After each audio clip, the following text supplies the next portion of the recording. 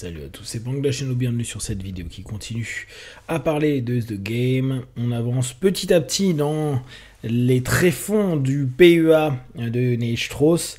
On voit beaucoup de choses qui sont pas terribles, d'autres qui peuvent être intéressantes. Là, on a en tout cas sur cette petite partie quelque chose qui peut être intéressant à réfléchir techniquement parlant. Donc en l'occurrence, notre nouvelle stratégie ne consistait plus à proposer à une fille de l'appeler plus tard, mais à l'inviter directement. Un rencard instantané, dans un restaurant ou un bar à proximité. Le changement de décor est vite devenu un élément clé du jeu de la drague. Il crée un sentiment de distorsion temporelle. Si on se rend dans 3 endroits différents avec des personnes qu'on vient de rencontrer, à la fin de la soirée, on a l'impression de les connaître depuis toujours. C'est assez intéressant là ce qu'il propose.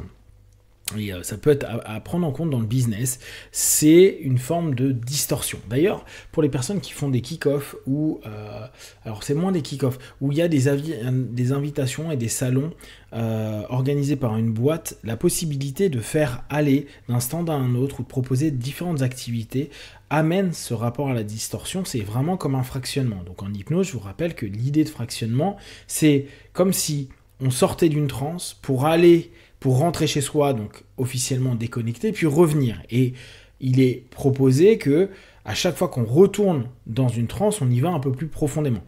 Profondément étant peut-être pas le mot le plus parlant, mais c'est plus stable, et dès lors, plus ouvert à la suggestion, plus ouvert à la focalisation, et donc potentiellement, on peut mieux orienter des personnes avec qui on est en train de discuter, on peut les influencer, on peut leur suggérer plein de choses, etc. Donc, techniquement, je trouve cette notion qui en plus amène un phénomène hypnotique qui s'appelle la distorsion temporelle est plutôt une chose intelligente. De se dire, effectivement, si je veux créer de la proximité, je vais modifier assez régulièrement les espaces. Alors attention aussi avec les personnes qui peut-être vont être dans des notions de besoin de sécurité où il pourrait y avoir, là je commence à me sentir bien, pourquoi la personne veut partir ? L'idée, elle n'est pas absolue, seulement elle reste sur une possibilité, même si vous restez dans le même espace, là je parle avec votre famille, avec des amis au niveau pro et tout, de réussir à proposer différents types d'activités qui vont comme couper à un moment donné avec un espace-temps et en créer un nouveau avec des nouvelles règles, un nouveau cadre tout simplement, des nouvelles options de divertissement, d'amusement, d'échange, etc., etc. Je trouve que techniquement, ça c'est propre. Pour une fois, en plus que ça n'amène pas à des choses complètement farfelues, c'est plutôt bien joué. Hop. Ah oula, il y en a ici aussi. Alors. Oui, bon, c'est juste... Elle m'a avoué qu'elle avait 19 ans, elle n'avait plus couché depuis presque 2 ans. Ok, bon, encore, c'était juste pour noter... les différences d'âge. Si les femmes considèrent le sexe comme un instrument d'approbation, estimait Mystery, pourquoi ne pas leur retirer sa tactique? Ignorer froidement Carly jusqu'à ce qu'elle soit si gênée qu'elle cherche à le câliner pour que tout rentre dans l'ordre. Alors là, j'avais souligné cette technique en considérant que là, c'est une technique de réfrigérateur hein, qu'on peut connaître dans les relations et qui sont maintenant hyper utilisées dans les relations textuelles, numériques, notamment quand il va y avoir un début de rencontre ou un début d'intérêt où il va y avoir du love bombing, donc vraiment un excès d'attention, de mignonnerie, de mignonitude dans les messages, dans l'attention, etc. Même, peut-être même pas que numérique, mais aussi dans la présence physique, etc. Puis d'un coup, plus rien. On retire tout, on fait ce qu'on appelle l'équivalent d'un ghosting, je disparais, je donne plus d'infos, et j'attends que l'autre soit dans un besoin, un manque, pour parfois réapparaître, et développer dès lors une envie, un désir, peut-être un désir même de se rattraper.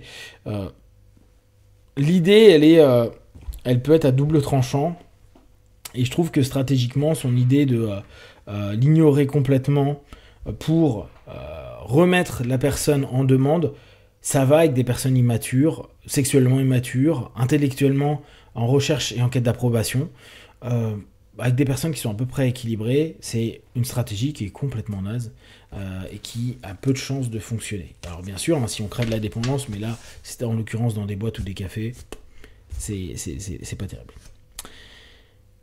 Ses paroles étaient douces parce que authentiques. Alors oui, il a couché, Style a couché avec une femme sur lequel il a pas mal craqué. Pareil, donc 19 ans, c'est ce que je vous disais il y a quelques minutes, qui avait un enfant. Donc déjà, on voit que c'est pas un process qu'il a l'habitude de gérer. Je vous rappelle, donc elle a 13 ou 14 ans de moins que lui. Et du coup, ils ont fait l'amour, alors que la première fois, ils n'avaient pas réussi à l'entraîner à faire l'amour. Donc comme quoi, ces techniques n'ont pas marché. Hein. En tout cas, pas immédiatement. Mais du coup, est-ce que c'est la technique qui a marché ou simplement l'envie de la femme qui s'est développée un peu plus tard. Bref. Ses paroles étaient douces parce qu'elles sont authentiques. Donc ce qu'il aime, c'est l'authenticité. J'ai glissé un bras sous elle et ai ramené sa tête sur mon épaule. D'abord, je lui ai dit que toutes mes relations passionnées avaient commencé de façon passionnée. Je tenais cette réplique de Mystery, mais j'étais sincère. Donc, notez bien, il est sincère en exprimant une idée qu'il a appris par cœur de quelqu'un d'autre. Ensuite, je lui ai expliqué qu'elle n'aurait peut-être pas dû, donc coucher avec, mais qu'elle en avait l'envie et le besoin. Cette réplique-là, je la tenais de Roger Freeze, mais j'étais sincère. Encore, je suis un robot, je te débite un ensemble d'éléments que j'ai tellement intégrés, tellement répétés, que je me rationalise pour me dire non, mais en fait, je suis sincère. Ce qu'il aime chez la fille à ce moment-là, c'est son authenticité. Et lui, il est fake. Fake à fond, en utilisant des phrases toutes faites, des phrases convenues qui ont fonctionné X fois. Et là, vous voyez toute la perversité. C'est devenu un robot. Un robot comme les autres gars, avec la potentialité de tuer ce qu'il y a de beau dans le rapport sexuel, dans faire l'amour, dans l'échange, la sensualité, etc. Tout simplement pour après se dire waouh, ce que j'aime, c'est elle m'a donné un truc authentique et vrai, enfin quelqu'un qui est pas fake, mais en fait moi je continue à être complètement et totalement fake. Puis je lui ai dit que j'étais plus mûr que la plupart des hommes qu'elle avait connus et qu'elle ne devait donc pas me juger d'après des expériences passées. Celle-là, je la tenais de David X. Mais j'étais sincère. Enfin, j'ai annoncé que ne jamais la revoir me rendrait triste, et ça, c'était de moi. Donc vous voyez à quel point ce jeu, cet apprentissage, ce par cœur, déshumanise complètement. On pourrait même se poser des questions pour nous, Hypno. Est-ce que au début, on arrive vraiment à être humain, à vraiment avoir ce qu'on aime appeler le rapport juste, sans être dans du transfert, du contre-transfert, etc., si on n'est que associé à des protocoles, à des 1, 2, 3 ou à des scripts.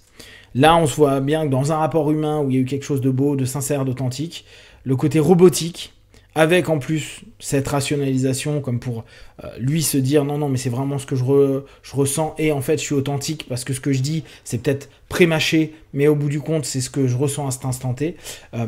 C'est une justification pour lui-même, pour donner, pour ne peut-être pas dégrader la beauté de ce que lui a offert à la fille à ce moment-là, qui était pas que du sexe, et qui allait plus loin émotionnellement, etc. Donc, pour résumer, je pense que cette dernière partie est vraiment la plus importante. Se rendre compte que il est important de retourner à une forme d'authenticité quand on commence à ressentir quelque chose, que ce soit un coup de cœur, quelque chose d'agréable, de cool, sans parler de la notion amoureuse, mais permettre à exprimer sincèrement ce que l'on est, et non pas un ensemble de mots, de phrases attendues ou déjà testés comme étant agréables à l'oreille pour la personne qui reçoit, parce qu'au bout du compte, si la personne a donné de l'authenticité, elle peut attendre quelque chose d'authentique et pas quelque chose de synthétique à ce moment-là. Si vous avez des questions et des remarques, vous les partagez sur Facebook, YouTube, j'y répondrai le plus rapidement possible. Comme d'habitude, de tout ce que je propose, ne prenez que ce qui est bon et juste pour vous. Tester, observer, analyser et conclure. Be one.